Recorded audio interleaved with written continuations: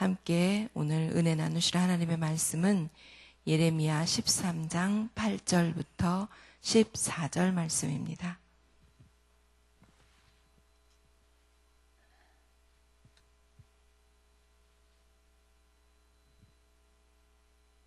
함께 한 목소리로 천천히 봉독하도록 하겠습니다.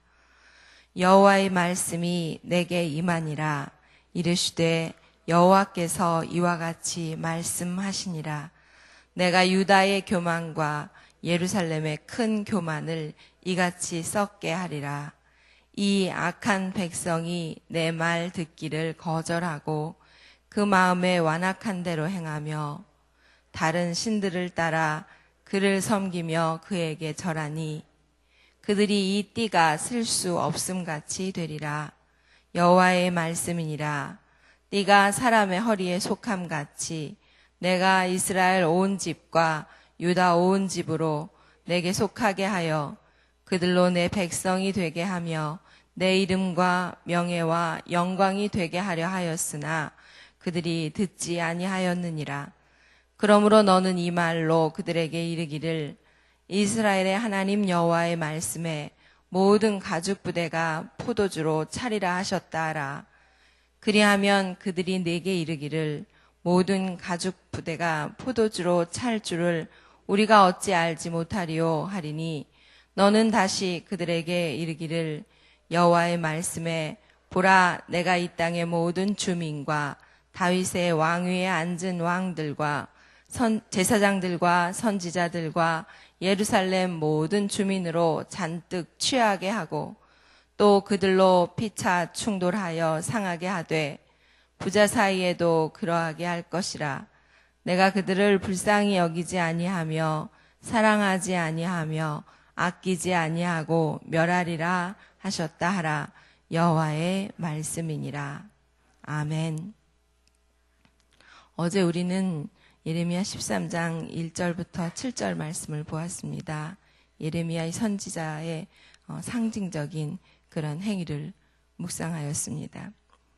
배어리띠가 나온 이 상징 행위에는 하나님께서 예레미야에게 하신 세 가지 명령이 제시되어 있었습니다.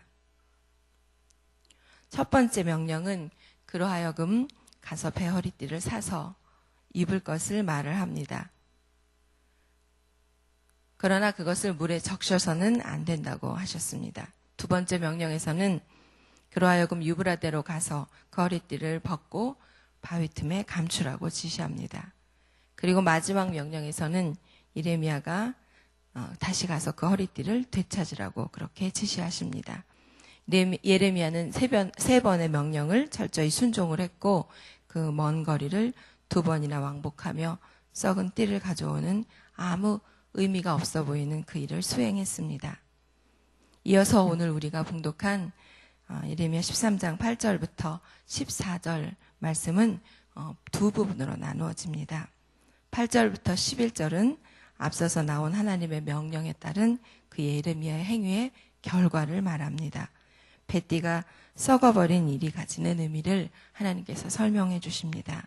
그리고 12절에서 14절에서는 포도주 가죽 부대의 비유의 예언을 통해서 심판의 결과 그들이 멸절하게 된다는 사실을 말해줍니다.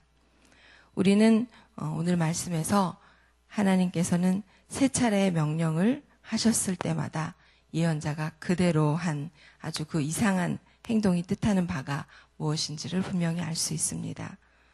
하나님께서는 교만하여 때가 조금 안 좋은 것 같아요. 하나님께서는 교만하여 하나님을 배신한 백성의 그 결과가 어떠할 것인지를 백성의 눈으로 보고 깨닫게 해 주시려 했던 것입니다. 이런 이상한 행동을 학자들은 흔히 상징 행위 또는 징표 행위라고 합니다. 예언자의 상징 행위로서는 일찍이 이사야가 3년을 벗은 몸과 벗은 발로 다니면서 유다가 의지하려는 이집트와 구스가 아수르에 사로잡혀 가려는 그런 사실을 눈에 보이도록 알려준 일이 있었습니다. 하나님께서는 예언자의 상징 행위를 이스라엘 백성에게 징조나 표징으로 보여주십니다. 이 예언자의 상징 행위는 또 단순한 상징으로 그치는 것이 아니고 앞으로 닥칠 일이 이미 이루어지기 시작함을 미리 보여주는 그런 행위라고 볼 수 있습니다.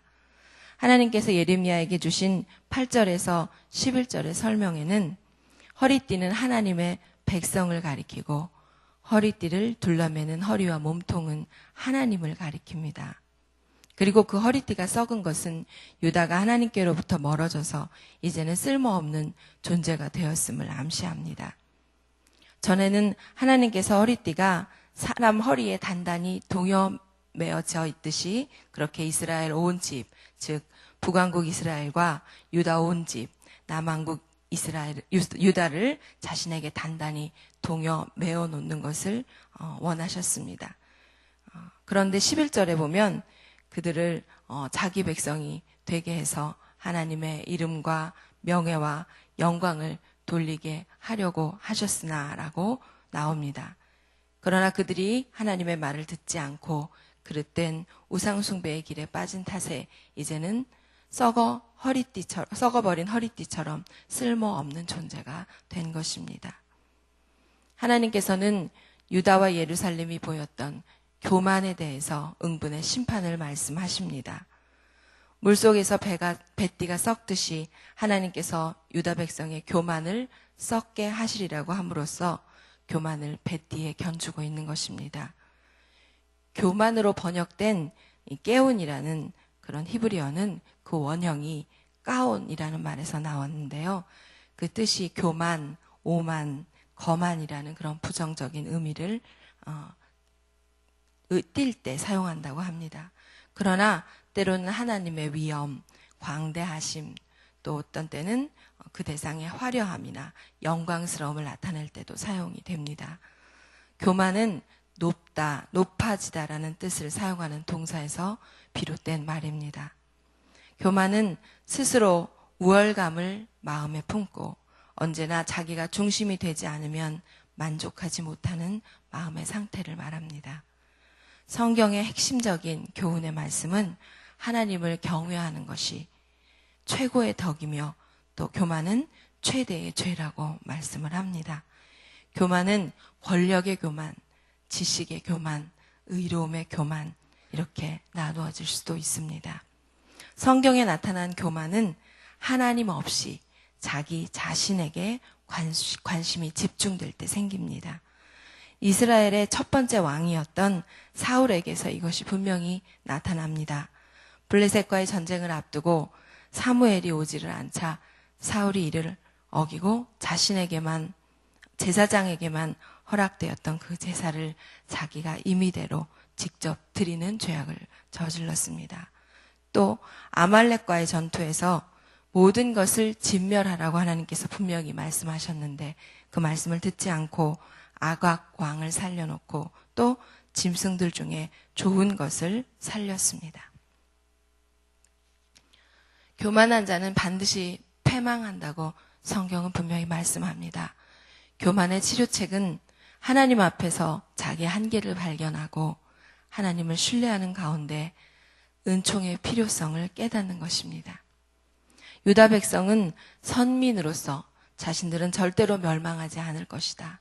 성전에 함께 계시는 하나님이 자신들을 멸망시키시지 않으실 것이다 라고 생각하면서 대단한 채를 했어도 그 대단함은 고운 세마포가 썩은 배띠가 되어버린 것처럼 아무 쓸모없는 것이 되었습니다.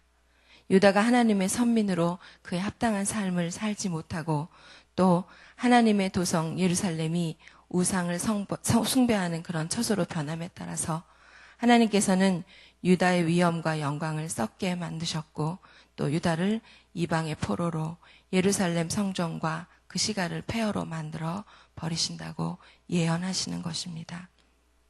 10절부터는 유다 백성의 교만이 구체적으로 어떤 모습으로 나타나는지를 설명해 줍니다.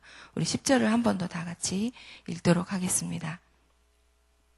이 악한 백성이 내 말 듣기를 거절하고 그 마음에 완악한 대로 행하며 다른 신들을 따라 그를 섬기며 그에게 절하니 그들이 이 띠가 쓸 수 없음 같이 되리라. 지금까지 하나님께서 유다 백성을 내 백성, 이 백성, 내 딸 이렇게 부르셨는데 여기서는 이 악한 백성이라고 말씀하십니다. 유다 백성이 교만함은 첫째로 그들이 하나님의 말씀 듣기를 거부한 데서 드러납니다. 둘째는 그 마음에 완악한 대로 행하는 것, 제 마음의 고집 가운데로 걸어가는 것입니다. 그리고 셋째는 다른 신들을 따라 그를 섬기며 그에게 절하는 것입니다. 이 세 가지 죄악은 하나님의 백성이었던 유다가 하나님께 버림을 받게 되는 이유이자 동시에 하나님의 백성이 타락하여 가는 전형적인 과정을 나타냅니다. 이와 같이 타락한 유다는 결국 썩어져서 쓸 수 없는 뱃띠와 같은 존재로 전락을 합니다. 처음부터 이런 결과를 상상을 했을까요? 그렇지 않았을 것입니다. 먼저 하나님의 말씀에 대해 천천히 순종하자 그랬을 수도 있습니다. 아니면 말씀을 잘 몰라서였을 수도 있습니다. 또 말씀보다 더 잘하려고 하는 경우도 있을 수 있습니다. 그런데 이 모든 것이 불순종입니다. 이렇게 시작하여 자기 마음이 강팍해지고 또 완악한 대로 행하다가 마침내 하나님을 완전히 배반하고 다른 신을 숭배하는 단계로 나아가게 된 것입니다. 이어서 12절 이하에 나오는 포도주 가죽부대 그 비유 예언을 통해서 심판의 결과 그들이 멸절하게 된다는 사실을 말씀해주고 있습니다. 12절에서 하나님께서는 예레미야로 하여금 불순종 가운데 있는 유다 백성에게 이스라엘의 하나님 여호와의 말씀에 모든 가죽 부대가 포도주로 차리라 라고 예언을 하도록 명령하셨습니다. 유다 백성에게 하나님의 진노가 가득 찼다는 것입니다. 가죽 부대는 유다를 상징하고 포도주는 하나님의 진노를 상징합니다. 그들은 포도주로 가득 차게 될 것이고 스스로 그 술 취함으로 파괴될 것을 예언을 합니다. 한편 하나님께서는 예레미야가 이런 예언을 할 때 유다 백성들이 예레미야에게 반문할 내용까지 미리 예언하도록 하셨습니다. 그 내용은 모든 가죽 부대가 포도주로 찰 줄을 우리가 어찌 알지 못하리오라는 것입니다. 원문으로 보면 이런 유다 백성의 반문에는 매우 불경스러운 그들의 마음이 드러난다고 합니다. 유다 백성들이 예레미야의 예언에 대해 우리들은 너무나 잘 알고 있다 이렇게 말하는 것입니다. 여기에는 가죽 부대의 포도주를 채운다는 것은 지극히 당연한 것인데 이것을 예언이라고 말하느냐라는 유다 백성의 그런 조롱의 의미가 내포되어 있습니다. 이 예언의 주체는 비록 예레미야가 말을 하지만 이스라엘 여호와 하나님이십니다. 이를 분명히 밝혔음에도 이 예언의 이면적인 의미를 생각해 보려는 그런 노력을 조금도 하지 않고 조롱의 말을 내뱉는다는 것은 유다 백성에게 최소한 그 영적인 지혜도 이제는 없어졌고 그들이 하나님의 계시를 경멸하고 있음을 보여주고 있는 것입니다. 그리고 하나님께서 유다 백성들의 답변을 미리 예상하신 것은 그들의 영적 상태가 얼마나 정말 처참한 그런 상태인지를 분명하게 아셨기 때문입니다. 하나님께서는 앞서 일어난 일들을 인간이 스스로 깨닫도록 내버려 두지 않으시고 그 의미를 설명해 주십니다. 그것은 너무나 심하게 골마버린 유다의 영적 상태와 더불어 유다에게 확실하게 임하게 될 심판을 분명하게 알려주시기 위함입니다. 그럼에도 불구하고 그들이 이해하거나 받아들이지 않을 예언을 굳이 그렇게 말씀해 주신 것은 자신들의 상태를 전혀 모르는 유다 백성의 영적 현실을 다시 한번 부각시키고 또 동시에 그들이 장차 심판을 당한 후에라도 과거를 돌이키고 회개의 자리로 나아가게 하고자 함이었을 것입니다. 이어서 13절에서는 심판의 대상을 말씀해 주십니다. 먼저 이 땅의 모든 주민이 심판의 대상입니다. 하나님이 기업으로 주신 그 가나안 땅에서 축복을 누리며 살고 있는 그 모든 자들입니다. 그 다음으로 다윗의 왕위에 앉을 왕들입니다. 다윗 언약에 의해서 은혜로 왕이 되었지만 이들조차도 심판의 대상이 됩니다. 그리고 제사장들과 선지자들과 예루살렘의 모든 주민이 그 다음 심판의 대상입니다. 이 사람들은 종교적인 특징을 지닌 사람들이라고 말할 수 있습니다. 하나님의 임재를 상징하는 처소인 성전에서 누구보다 하나님을 가까이 할 수 있는 유리한 여건을 지닌 자들조차 심판의 대상이 되는 것입니다. 예수님께서는 요한복음 15장 4절에서 가지가 포도나무에 붙어 있지 아니하면 스스로 열매를 맺을 수 없음 같이 너희도 내 안에 있지 아니하면 그러하리라고 말씀하셨습니다. 오늘날도 교회의 성도는 그리스도에게 붙어 있어야 합니다. 그러하지 아니하고 스스로 높아져서 하나님의 말씀을 저버리고 제 고집대로 살면서 그리스도 아닌 다른 것을 쫓아간다면 이런 공동체는 썩은 허리띠와 같이 아무 데도 쓸모가 없고 하나님의 이름을 더럽히고 성령님을 근심하게 하는 존재가 되고 말 것입니다. 믿음의 공동체의 교만한 그 공동체를 망칩니다. 우리는 세마포 뱃띠입니다. 깨끗한 하나님의 세마포 뱃띠입니다. 하나님께 붙어있는 거룩한 하나님의 백성들입니다. 우리는 하나님의 거룩함과 영광을 나타내야 하는 존재입니다. 그런데 문제는 뱃띠가 물에 젖게 되는 것, 즉 우리가 죄로 오염된 세상 한가운데 살고 있어서 타락하고 부패의 가능성 가운데 살고 있다는 것입니다. 그렇습니다. 이스라엘 백성이 아무리 선민으로 멸망하지 않을 것이고 하나님의 백성이라고 자부했어도 그들 역시 죄악된 세상에 살면서 부패하고 타락하게 된 것입니다. 예레미야 예언자가 하나님의 명령에 따라 뱃띠를 유브라데 강가 바위 틈에 숨기고 얼마 후에 다시 가서 보았을 때 그 뱃띠는 강가의 습기로 인해서 이미 썩어 쓸모없게 되어버렸습니다. 유브라데는 바벨론의 중심을 흐르는 두 강 중에 하나입니다. 바벨론은 세상을 상징할 때 자주 등장을 합니다.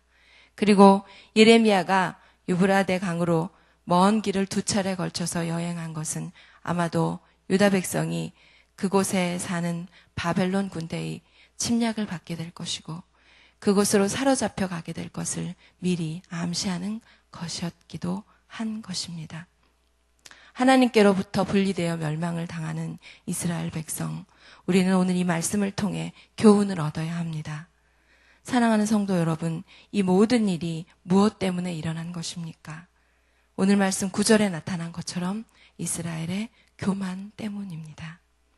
그리고 그 시작은 10절 말씀에 나오는 것처럼 하나님의 말씀을 듣기를 거절하였기 때문입니다. 그들이 하나님의 말씀을 듣지 않고 자신을 중심에 놓고 높이기 시작해서 이 결과가 이루어진 것입니다.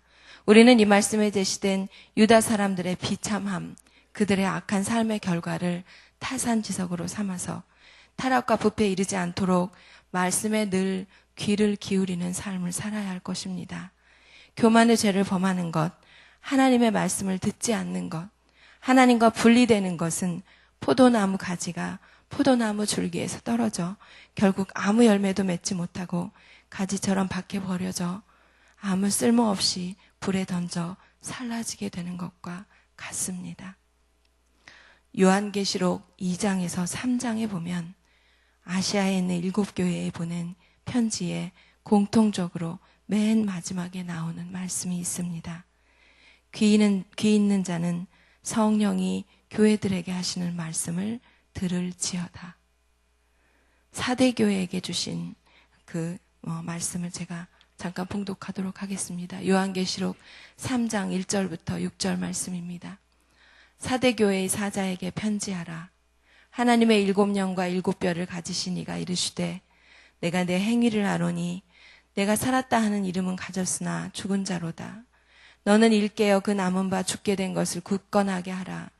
내 하나님 앞에 내 행위에 온전한 것을 찾지 못하였노니 그러므로 내가 어떻게 받았으며 어떻게 들었는지 생각하고 지켜 회개하라. 만일 일깨지 아니하면 내가 도둑같이 이르리니 어느 때에 내게 이르는지 내가 알지 못하리라. 그러나 사대에 그 옷을 더럽히지 아니한 자 몇 명이 내게 있어 흰옷을 입고 나와 함께 다니리니 그들은 합당한 자인 연고라. 이기는 자는 이와 같이 흰옷을 입을 것이요 내가 그 이름을 생명책에서 결코 지우지 아니하고 그 이름을 내 아버지 앞과 그의 천사들 앞에서 시인하리라. 귀 있는 자는 성령이 교회들에게 하시는 말씀을 들을지어다. 아멘. 기도하시겠습니다. 사랑의 하나님, 성령님께서 귀 있는 자는 들으라고 하시는 그 하나님의 말씀에 늘 귀 기울이게 하옵소서. 하나님께서는 말씀을 듣고 그 말씀을 순종하여 큰 복을 받기 원하시는 사람이, 그 사랑이 한이 없으심을 저희는 믿습니다. 저희들을 불쌍히 여겨주시고 인도하여 주시옵소서.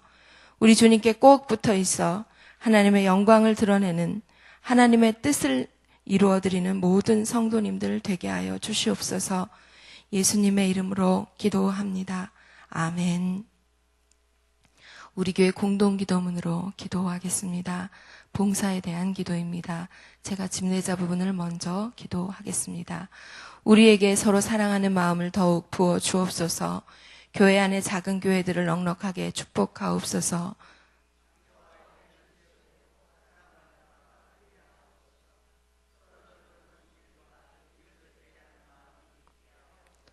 사회의 약자를 끌어안는 신앙적 어머니 공동체, 소외된 계층을 돌아보는 사회적 희망의 공동체, 올바른 가치를 살아내는 정신적 공의의 공동체이게 하옵소서. 우리 교회가 여기 있어 지역 시대가 복되게 하옵소서. 아멘. 함께 주기도문 하시겠습니다. 하늘에 계신 우리 아버지, 아버지의 이름을 거룩하게 하시며 아버지의 나라가 오게 하시며 아버지의 뜻이 하늘에서와 같이 땅에서도 이루어지게 하소서. 오늘 우리에게 일용할 양식을 주시고 우리가 우리에게 잘못한 사람을 용서하여 준 것 같이 우리 죄를 용서하여 주시고 우리를 시험에 빠지지 않게 하시고 악에서 구하소서. 나라와 권능과 영광이 영원히 아버지의 것입니다.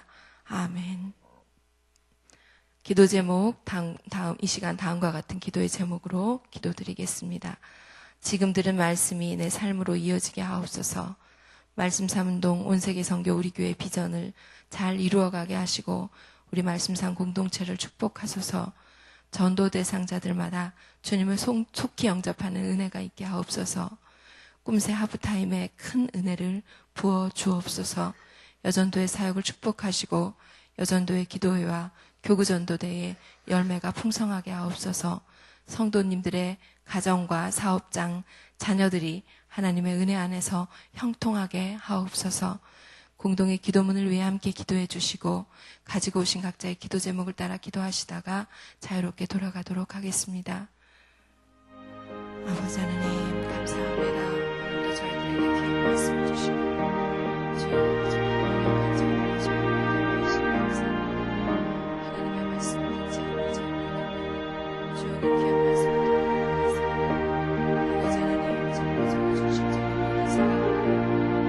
하나님의 말씀이 들리게 하여 주시옵소서. 우리 공동체에 주신 말씀 듣게 하여 주시옵소서. 성령께서 그 있는 자는 성령이 교회들에게 계신 말씀을 들을지어다 하시는 주의 말씀에 귀를 기울게 하여 주시옵소서. 한 사람 한 사람에게 말씀하여 주시옵시고 말씀 따라 주의 아버지 하나님 통하여 저희가 말씀대로 살지 못하는 저희 자신을 정말 주님의 아버지 하나님 저희를 그런 교회의 능력으로 깨끗하게 씻어 하나님의 말씀을 듣게 그런 주님의 자녀를 되게 축복하여 주시옵소서. 아버지 하나님 정말 주님에게 가는 주님에게 아버지 하나님을 보내어 주시옵소서. 주님의 모든 것을 저희 교회에게 하지 않는 모든 죄를 깨닫게 하여 주시옵시고 하나님 말씀 들으시면 하나님 원하시는 바라시는 뜻을 따라가기를 원하는 그런 아버지 하나님 정말 저희들 심령으로 다 변화될 수 있도록 축복하여 주시옵소서. 정말 주의 아버지 하나님 저희를 깨닫게 하시고 인도하시고 이끌어 주시옵소서. 아버지 하나님 각각 저희들의 마음을 불쌍히 여겨주시옵시고 아버지 하나님 정말 저희들의 귀를 열어주셔서 주의 말씀을 듣게 하여 주옵소서.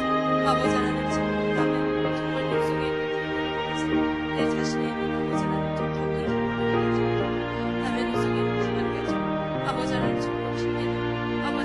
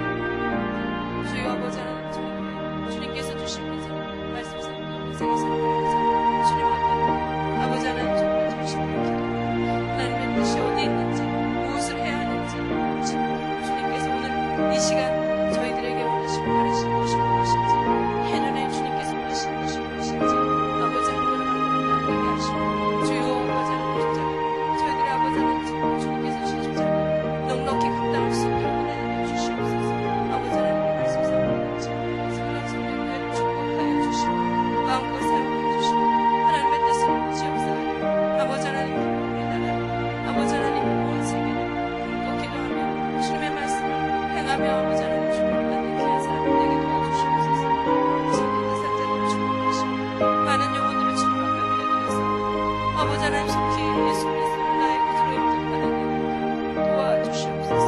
아버지 하나님 작정하신 모든 성도님들을 축복하시고 믿음으로 기도하게 하여 주시옵시고 특별히 저희 7월 5.12 교구 아버지 하나님 위하여 초청했습니다.